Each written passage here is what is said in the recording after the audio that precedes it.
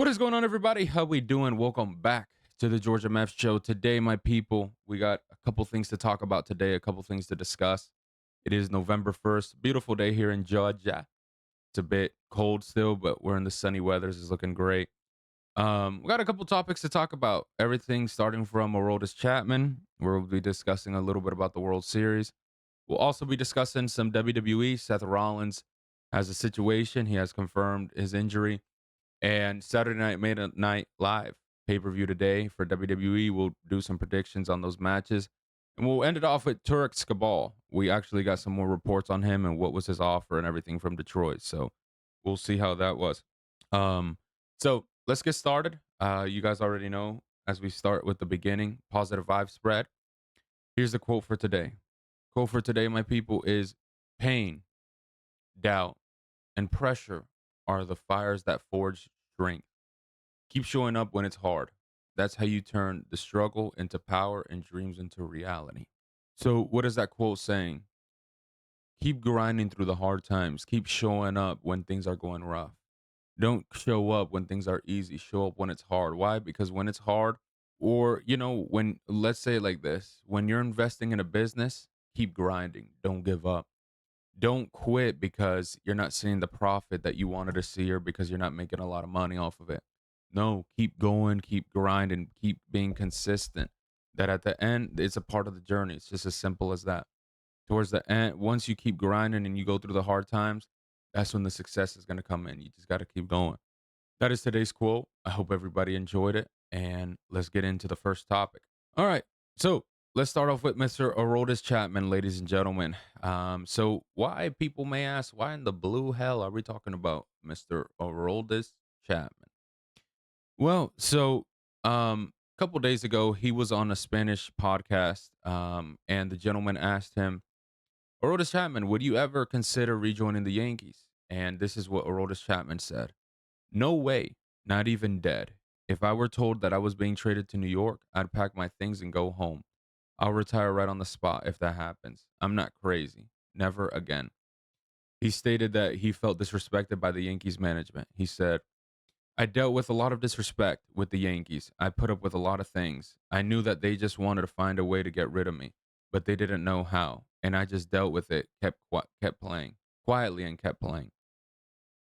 He clarified that his issues was not with the teammates or manager. He said, I got along with all players, never had a problem with anybody, even the manager. We're friends. The bosses are the ones who make those decisions. Chapman played for the Yankees for 7 seasons, you guys. In his final year with the Yankees, in 2022, his with the Yankees came to an end. He lost his closer role. He missed time due to an infection from a tattoo. He missed a mandatory workout and was left off the postseason roster for it. So after he's left the Yankees. He's gone to the Pirates, the Rangers, the Royals, now the Red Sox, and he's done pretty well for them. So what's the situation with this? So here's the thing. It's a bit of a coin toss. It's like you did wrong, I did wrong. It's like that type of situation because it's like, think about it. You missed a mandatory workout and you were left off the postseason roster for it because you didn't go. It was mandatory and you didn't go. You missed time due to an infection from a tattoo. Like, what are you doing? And then you lost your closer role because you weren't doing good. That last year for them, you were wet in the bed a lot. I remember he had close to like a 4.6 ERA, maybe something like that. He just wasn't doing good.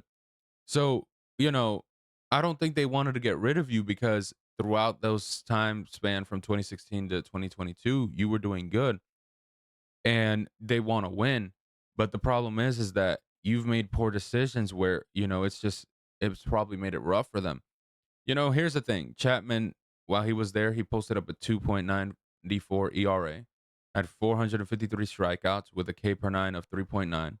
Opponent's batting average against him was .180, and he had 153 saves throughout that 7 season span that he had with them and a whip of 1.23. So the thing is just like it's one of those where it's like a coin toss because it's like you got to admit, you got to be accountable. We're both wrong. I did stuff wrong. He did stuff wrong. That's how you got to look at it. So I wouldn't have specifically said just that, because it just sounds like you're pointing the finger all the way to them, but you're not holding yourself accountable. Listen, and obviously we know there's many folks that have given bad comments about the Yankees. There's many folks that have given good comments about the Yankees. Obviously, the Yankees operate a certain type of way. We should know that the ego is probably there because of the success they've had. But I probably wouldn't have gone out that way and said it. I would have probably at least took some accountability because me missing a mandatory workout makes me look bad as a player, and especially that they're paying me for it. Me, missing time due to an infection from a tattoo. I got to do a better job. I got to understand that, I'm in a professional role right now. I got to be smart with what I do, with what I put in my body and what I put on my skin, all that stuff. Um, but listen, Chapman, he's doing good. He's doing great with the Red Sox. I think they're giving him an extension. But he came out this year and pitched out of his mind. Now, obviously, the Red Sox didn't get too far. They're still in a little bit of a development, but he's doing good and he's still throwing 100 plus every time. Dude's like 36, but he's a beast. Dude's jacked, ripped, everything. He's a monster right now. Um, so yeah, that is a little bit of a discussion. My thoughts on Chapman. I would say just probably just take more accountability, because you did some wrong, they did some wrong. Say we both did. Simple as that. All right, so let's discuss the World Series so far, my people. Series has been pretty good. Now it's going all the way to a game 7. We got Dodgers and Blue Jays doing pretty good. So let's go ahead and talk about it. Have a discussion, see what's going on, give you guys my predictions on who's gonna end up winning it and who's gonna end up going home without a chip. All right, so let's start off with game 1. So game 1, Blue Jays won 11-4 at their house. Then game 2, Dodgers won 5-1. So series was 1-1. Game 3 that went to 18 innings, Dodgers won 6-5. That was a good game. Good job by the bullpen and everybody pitching. Game 4, Blue Jays won that, so it was a 2-2 series. Blue Jays won game 5, 6-1. Game 6, Dodgers won 3-1. It is now time for game 7. So, ultimate, the $1 billion question is who the hell do I think is going to win the World Series? So, I hate it. I know a lot of people are gonna be like, boo. But listen, I got the Dodgers winning it. Here's why. I think they've shown consistency with their depth. Their starting pitching and their bullpen have performed under pressure. For example, Yamamoto pitched 6 strong innings in game 6, kept them alive. Their lineup has big hitters who can change a game in one swing. Shohei Ohtani, Freeman. Betts has been struggling, but Betts is still good. Teoscar Hernandez. Obviously, according to the bets and odds and predictions, they're listed to be the favorite to win game 7. They have to repeat champion drive. Defending champs can often experience the winner take it all situations. So now, here's why the Blue Jays have a strong chance. They have momentum. They just took game 5. Um, and now they led the series. Now it's the forced game 7. They have home field advantage, and their offense has shown that they can erupt and go crazy at any time. Underdog mentality, less pressure, and more to gain. Sometimes gives them help to win the game 7 scenario. So, what are some key outcomes here? Starting pitching and bullpen usage. So, whichever team has the better pitching, obviously, is going to take it. Obviously, that would be the Dodgers. Now, it's going to be interesting. Blue Jays got Max Scherzer already going up. We'll see how it goes. Also, another key role is first inning early runs. Who's going to get on board first? That's going to play an important role. Big hits, avoiding breakout innings. Both teams have shown ability to erupt. Toronto with big innings, LA's with walk off. Containing those will matter. Managing fatigue and nerves.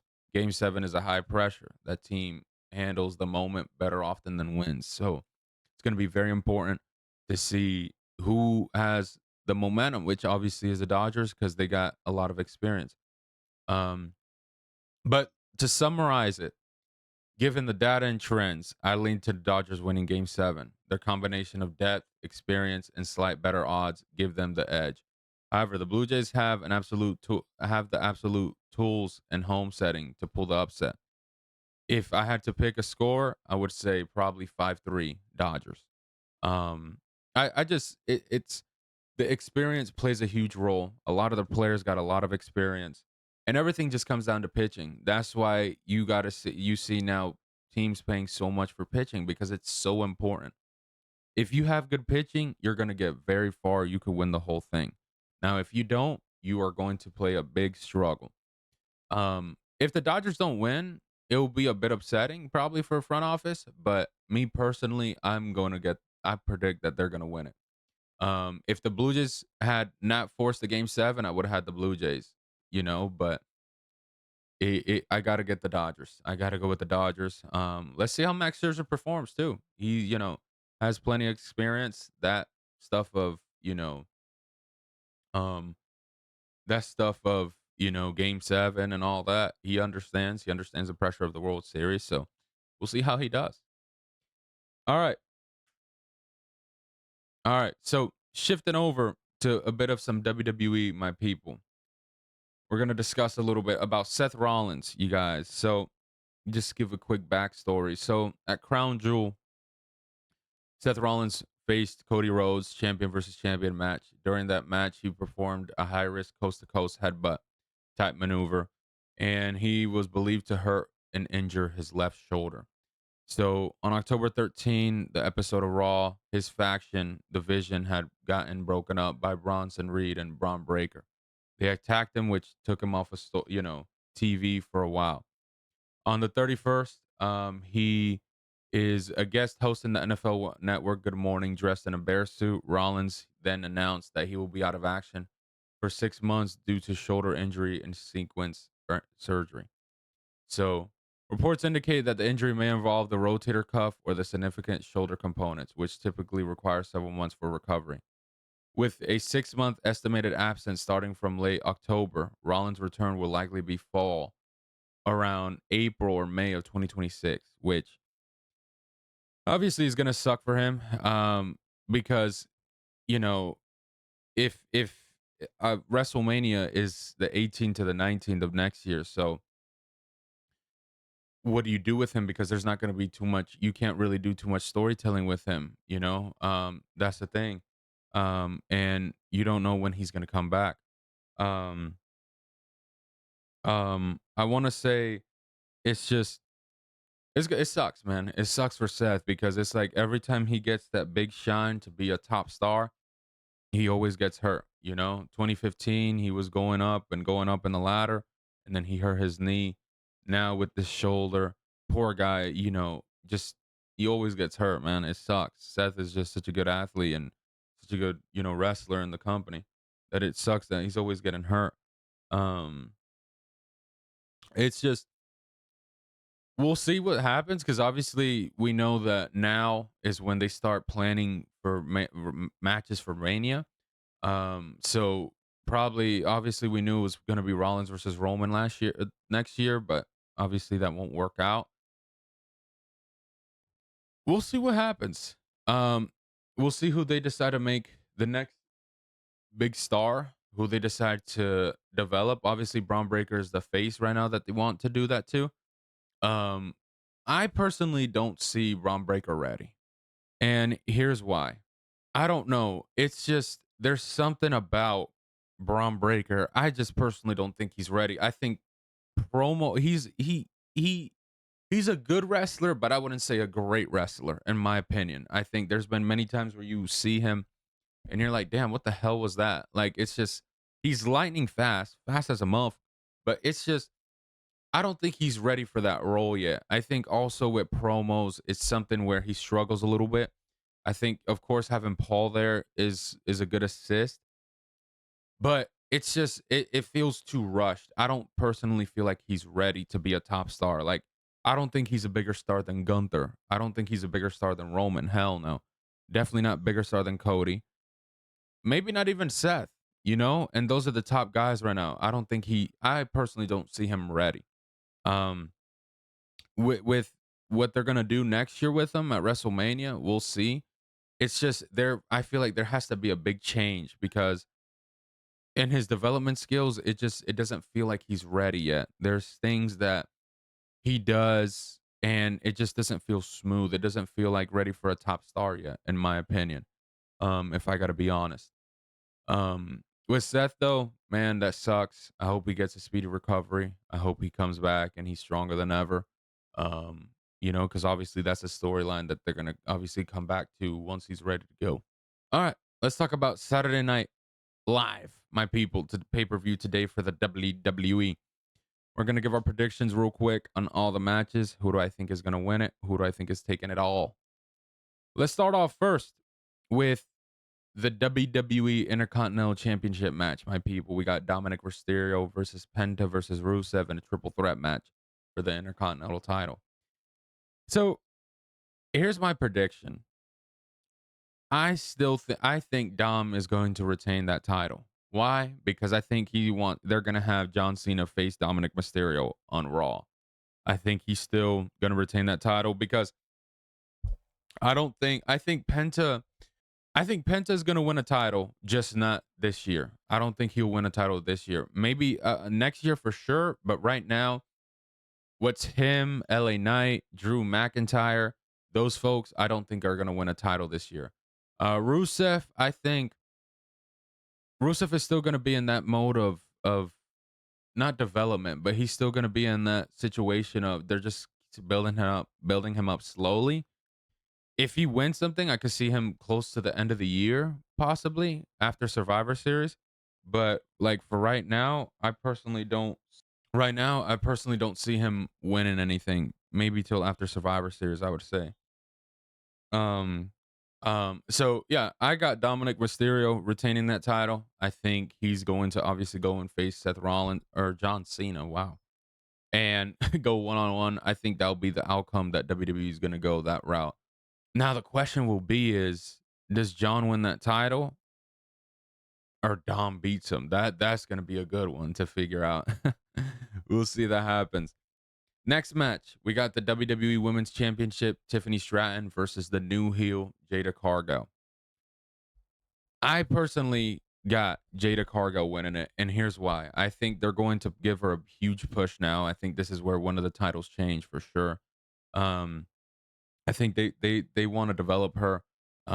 They have a lot of hope, and I think the writers, Triple H, they all love her. Now that they pushed her as a heel, I think they're gonna try to push her to be a huge heel. I think the focus from what it looks like is make her the badass heel now, and make her the champion, carry it around to have Bianca Belair versus Jada Cargill versus WrestleMania of next year. I think that's for the plan with the women's championship involved. That's where I think is going. That's where the direction feels like it's shifting. But I think she's gonna beat her. I think they're gonna drop that title off of Tiffany.